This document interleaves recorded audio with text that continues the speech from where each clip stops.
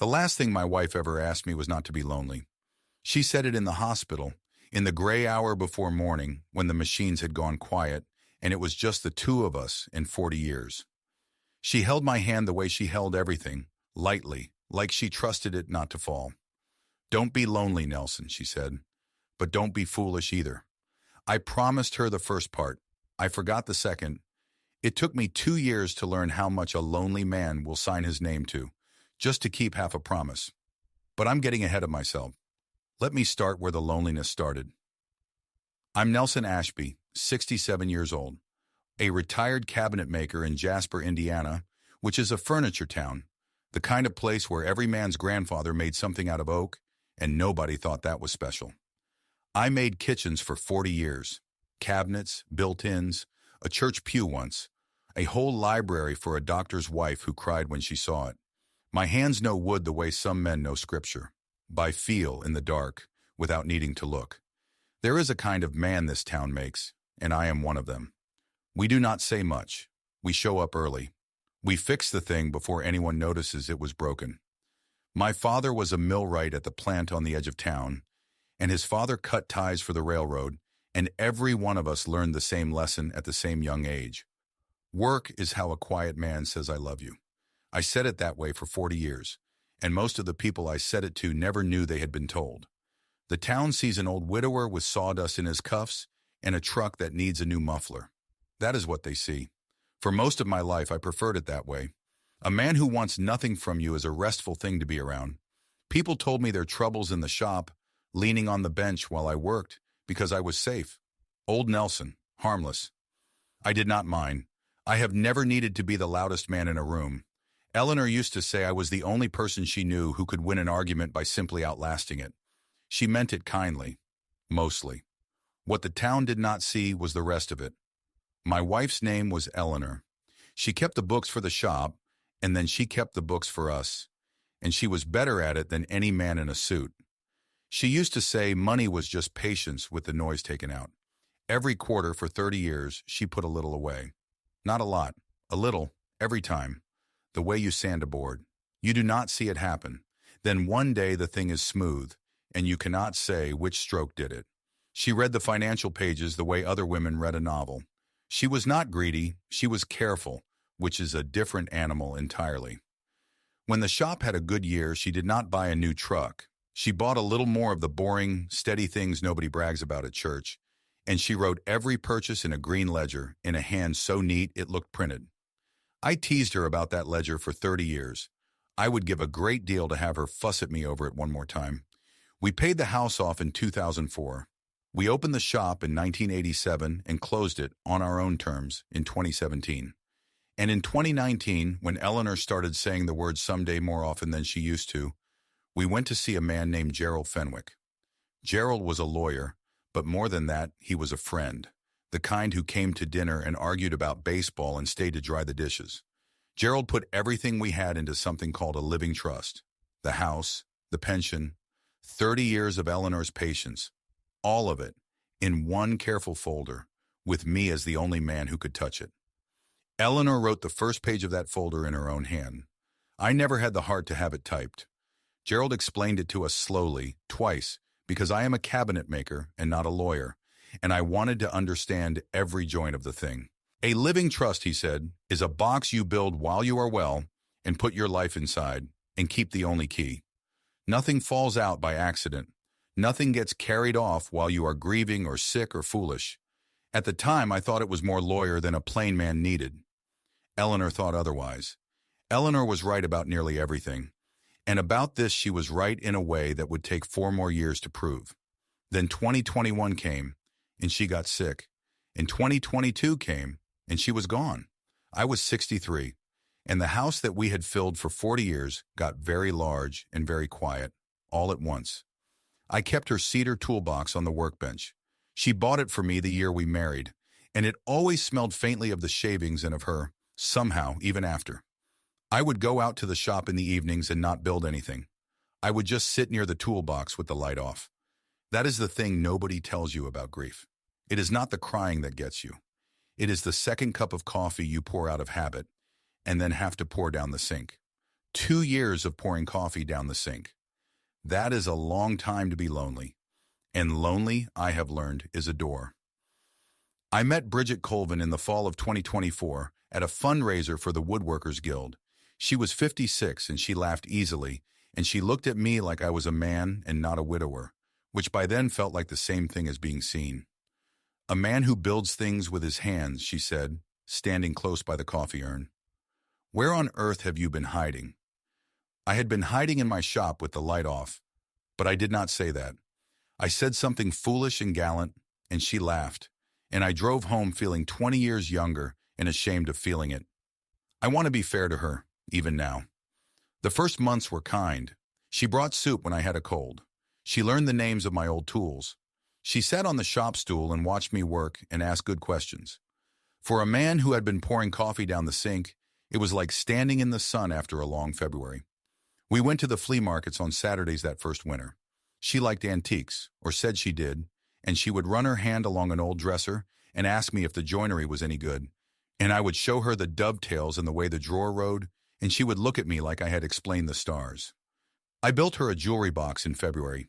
Cherry with a walnut inlay, the best small thing I had made in years. She cried over it. I found out later she kept it in the hall closet. But that February, I did not know that yet, and a man will pour a lot of himself into a box for a woman who cries at the right time.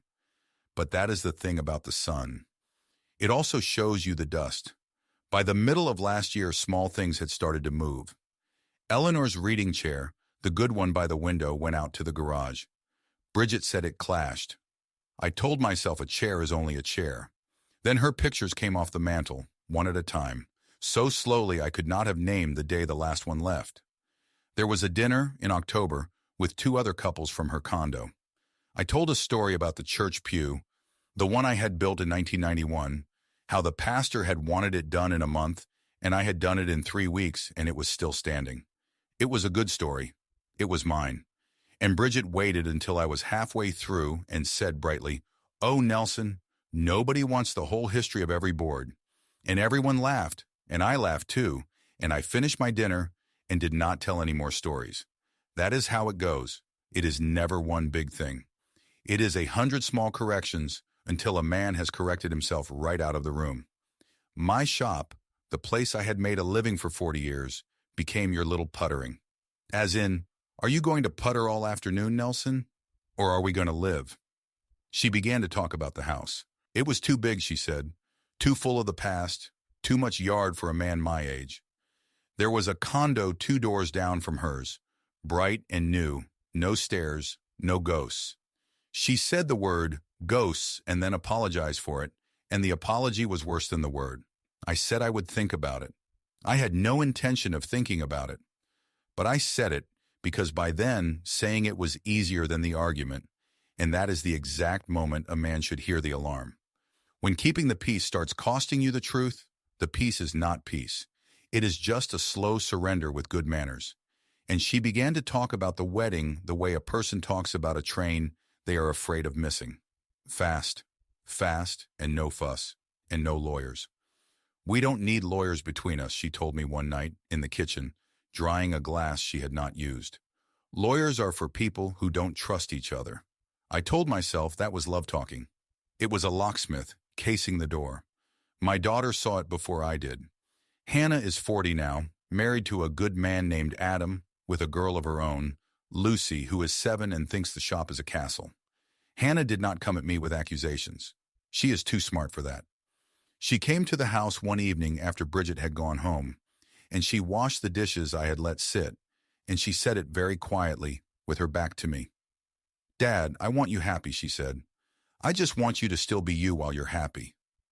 I heard her. I did not listen. Grief makes a man deaf in one ear, and I turned my good ear away from my own child. I told her Bridget made me feel alive. I told her she was jealous of her mother's memory, which was a cruel thing to say, and untrue, and I have apologized for it since. Hannah just dried her hands and kissed my cheek and left. She called me twice a week after that, the way you check on a stubborn old man, and she never once said the thing she was thinking. I know now what it cost her to stay quiet and stay close at the same time. She had lost her mother. She was not going to lose her father to his own loneliness without keeping a hand on his sleeve. I did not make it easy. I have told her since that the steadiness she showed me that winter was the finest carpentry in the family, and I meant it, and she pretended it was nothing, which is how I know she is mine. That was in November. In December, I gave Bridget a ring. I want to tell you it felt like joy. It felt like a man running to close a window before the rain. That should have told me something. It did not. The reckoning, when it came on my own back porch on a cold morning in the first week of February this year. I had been out in the shop since dawn. I came in for a heavier coat, quieted my stocking feet because that is how you move in a house you have lived in for 40 years. And I stopped at the kitchen because I heard Bridget's voice through the screen door to the porch. She was out there with her sister Paulette. Paulette had driven up from Evansville, and the two of them were out on the porch with cigarettes and coffee, and they did not know I had come in. I was not trying to listen. I want that understood. I was reaching for my coat on the hook by the door. And then I heard my future sister-in-law say a thing, and my hand stopped in the air. "What do you even see in him, Bridge?" Paulette said. "He's dull as a fence post." And Bridget laughed. I knew that laugh. It had made me feel young. And she said, "Easy as anything, I see a lonely, simple old man with a paid-off house and no lawyer. He'll sign whatever I put in front of him. Get the ring on, get the house in both names, get a power of attorney while he's mooning over me, and he's easy to empty out." Paulette said something I did not hear because the blood was loud in my ears. And Bridget said, 1 year, maybe 2. Then I let him keep the shop and I take everything else. I stood very still. The coffee I was carrying went cold in my hands. I did not go out to the porch. I did not say a word. I put my coffee down, careful, on the counter, and I got my coat, and I went back out to the shop, and I sat down next to Eleanor's cedar toolbox in the cold. I want to tell you I felt rage. I have thought about that morning many times, and the truth is stranger than rage. I felt awake. For the first time in 2 years, I felt entirely, painfully awake, like a man who has been walking in his sleep and stepped all at once off a curb. I sat out there until my hands went numb around the cold cup. I thought about Eleanor. I thought about the jewelry box in the hall closet. I thought about the church pew story nobody had wanted to hear. And slowly, piece by piece, the last 2 years rearranged themselves in front of me, the way a room does when you finally turn the light on. The soup when I had a cold. The good questions on the shop stool. The ring I had run to buy like a man closing a window against the rain. All of it, every kind moment, looked different now. Not all of it was false. That was the hard part. A good con is not all lies. It is mostly true things, aimed wrong. "Don't be foolish either," Eleanor had said. Well, I had been. For 2 years, I had been. But a man can wake up. That is the whole of what I have to tell you, really. A man can wake up at any age, and it is never too late to stop being a fool. That night, I did not sleep. I sat in the dark shop, and I did the thing Eleanor always did before any big cut. I thought. I measured. And in the morning, I did not throw Bridget out, though every part of me wanted to. I made 2 phone calls instead.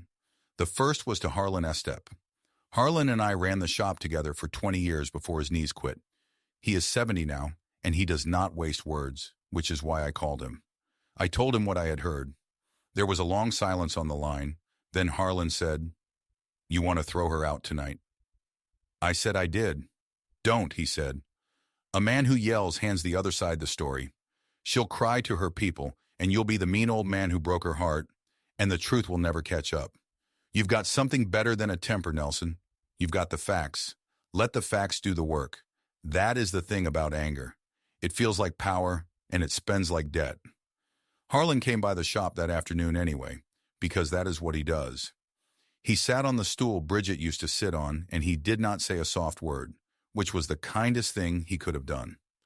We worked on a chest of drawers together for 2 hours, mostly in silence, the way we had worked for 20 years.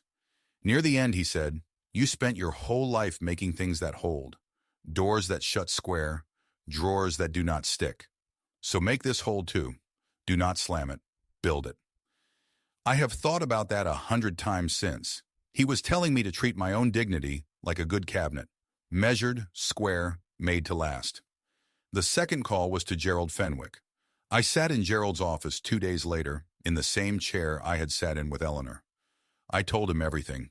He listened the way lawyers and doctors listen, without moving his face, and when I was done, he took off his glasses and cleaned them, which is what Gerald does when he is choosing his words. "Nelson," he said, "listen to me carefully. Right now, they cannot take a thing.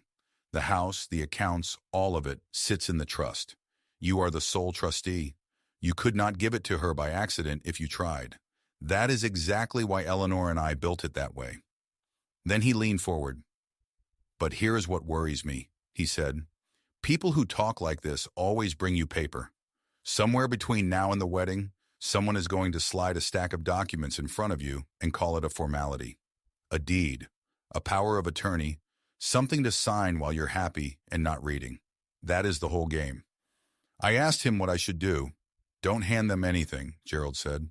"And don't warn them off either. Let them ask.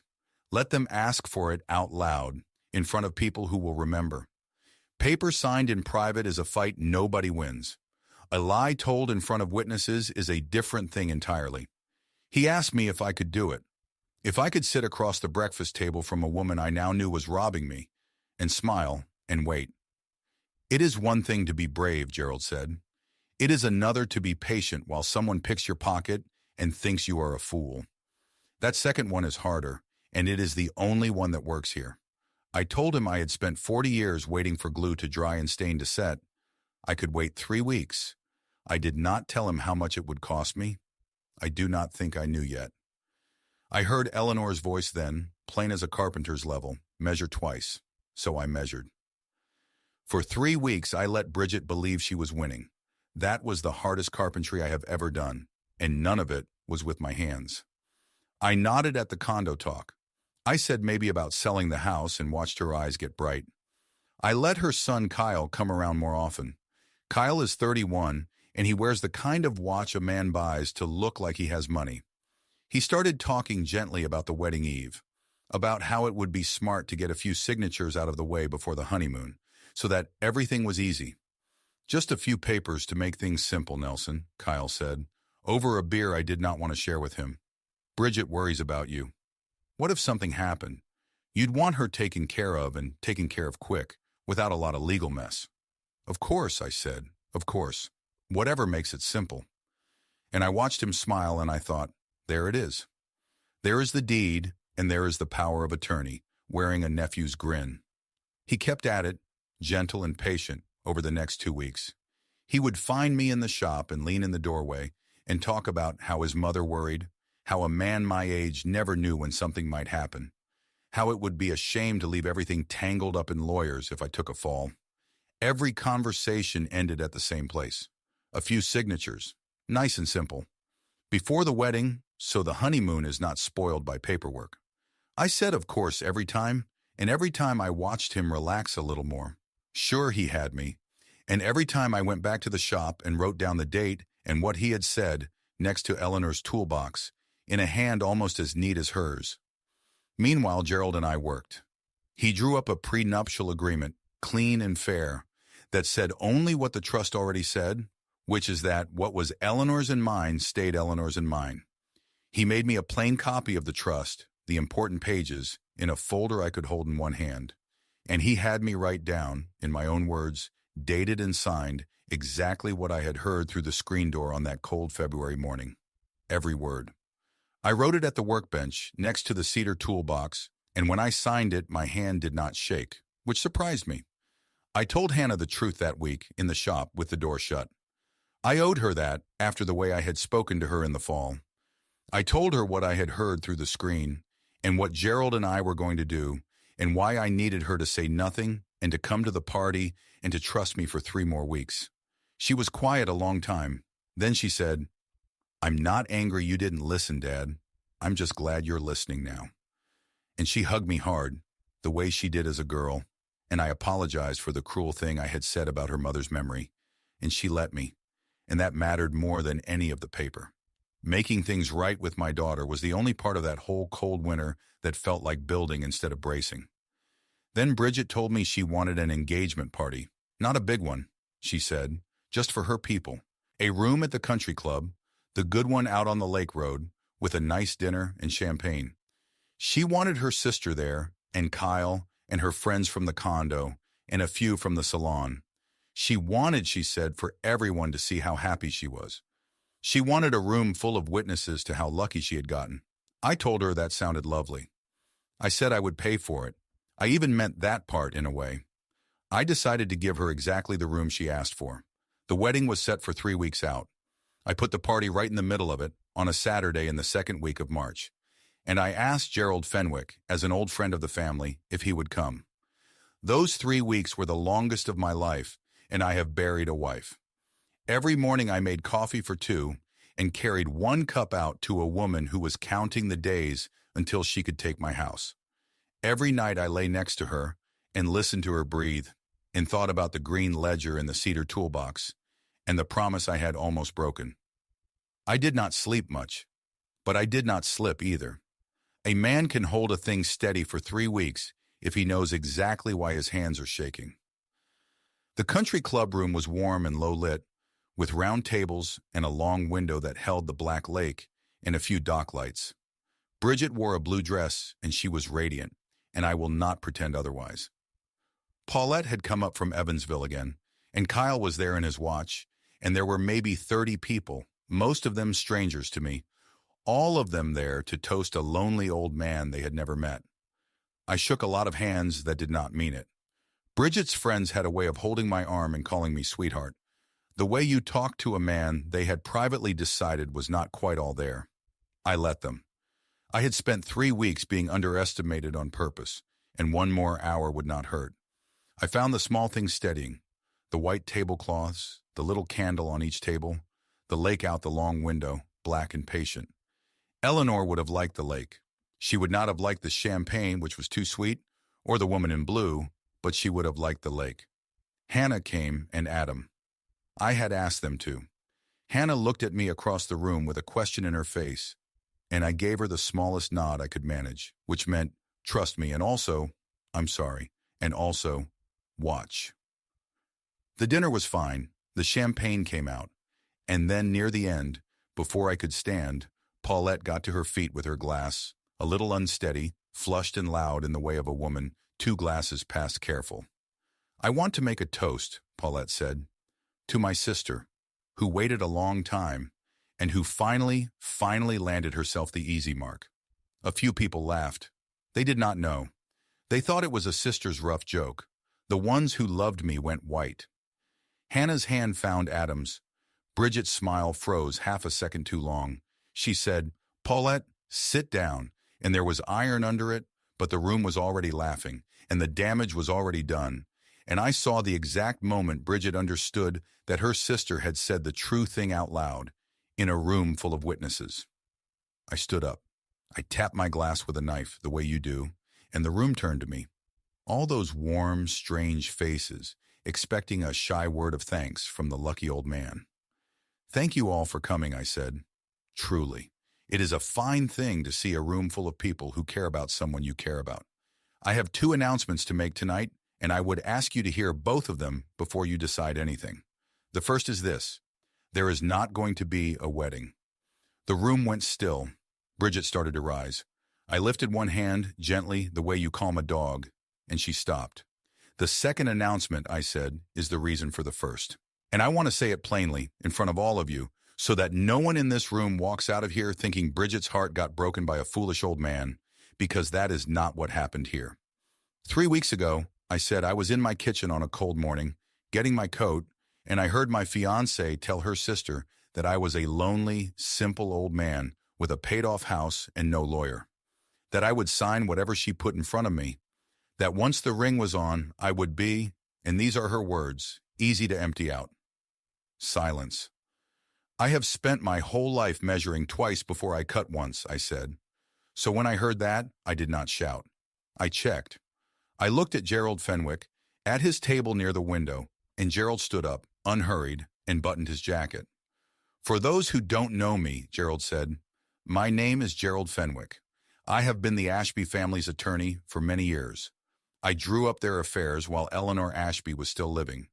And I can tell you, as a plain matter of fact, that everything Nelson Ashby owns, the house, his savings, all of it, is held in a trust that he alone controls. It was placed there years ago by Nelson and his late wife, precisely so that it could never be signed away in a weak moment. It was never his to give by accident, and it is not anyone's to take. He let that sit. Then he added the last nail. I would also note, Gerald said, for the room, that I was asked indirectly to expect certain documents to be signed on the eve of the wedding. A deed transferring the house into joint ownership. A durable power of attorney. I have those draft requests. They were never signed, and they never will be. Kyle's face had gone the color of putty. He was looking at his watch like it might tell him what to do. I turned back to Bridget. I looked at her for a long moment. She had made me feel young. I will not lie about that, even now. There had been real warmth in those first months, or a very good copy of it, and a lonely man cannot always tell the difference, which is exactly what she counted on. I thought of Eleanor, who had loved me plainly, without a single angle, for 40 years, and who had asked me with her last breath only not to be lonely and not to be a fool. I had managed one of the two. Standing there, I decided I could still manage the other, even now, even late. That is the thing I most want you to hear, whoever you are, whatever age. It is never too late to stop being fooled. The waking up does not care how many years you wasted asleep. It just asks you to open your eyes now, tonight, in this room, and keep them open. Nelson, please, she said very low. It was talk. Sisters talk. You know how it is. I know, I said. That's the trouble, Bridget.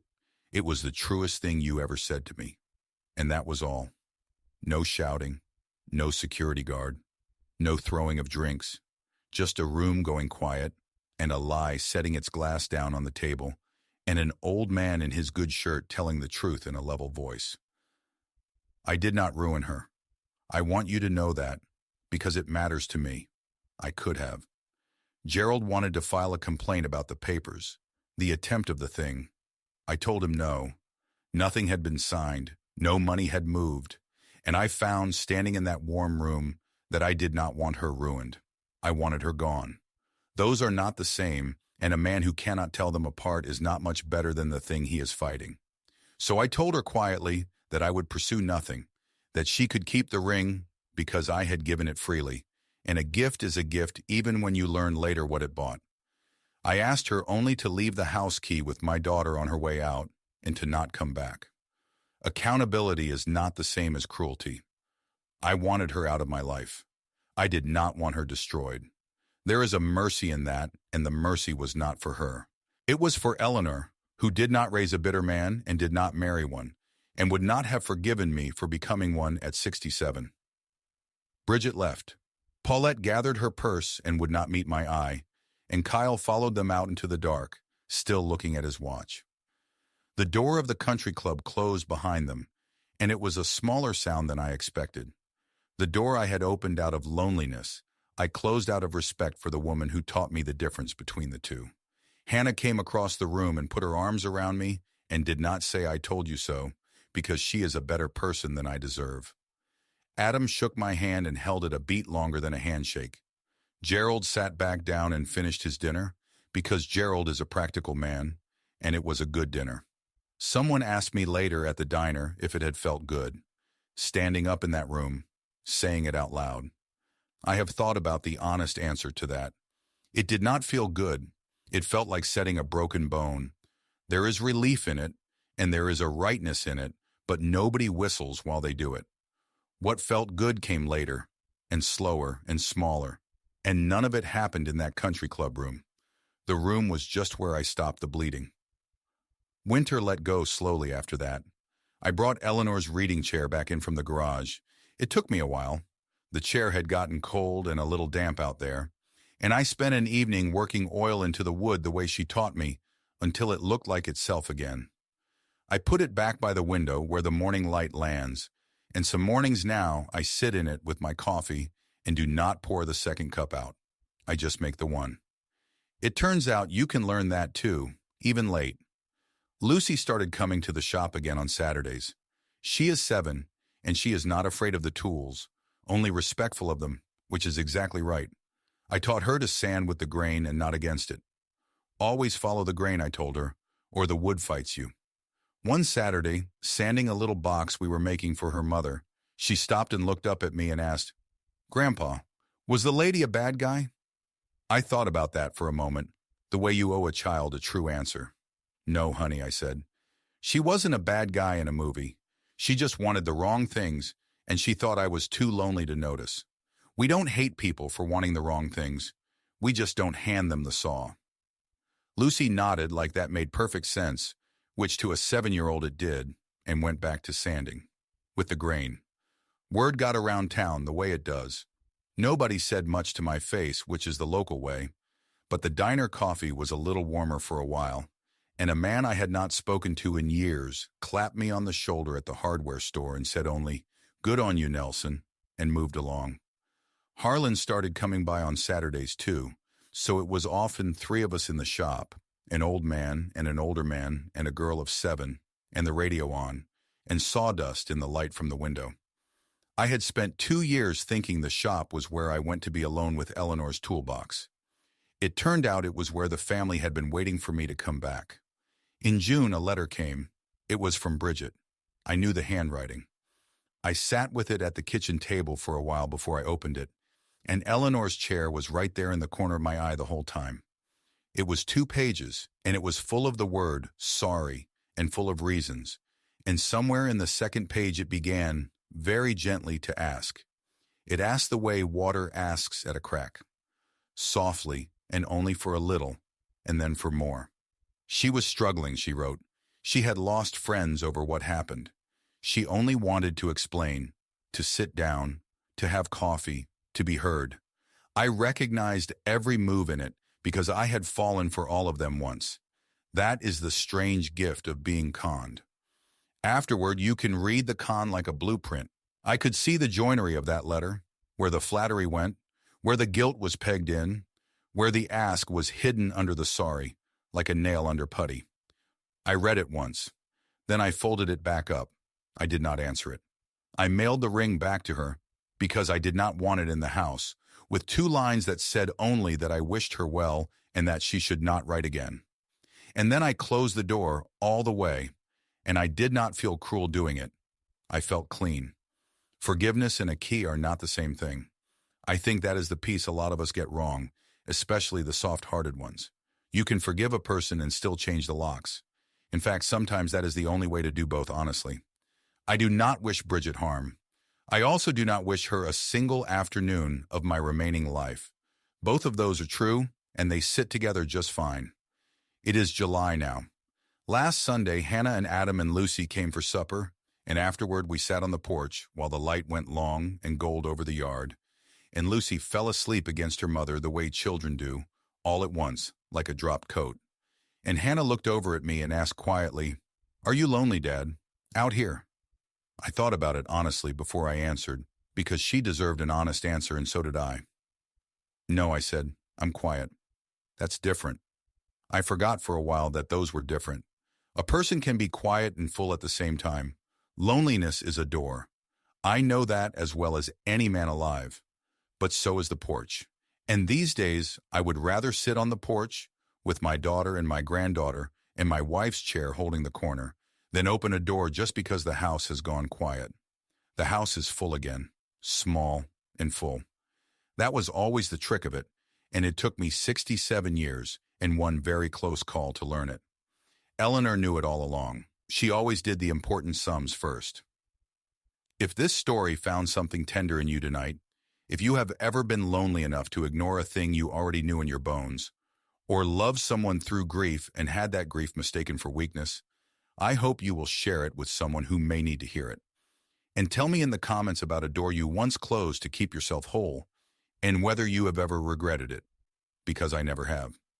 Thanks for spending this time with me, and remember this, no matter how old you are or how quiet the house gets, a soft heart is not the same as an open lock.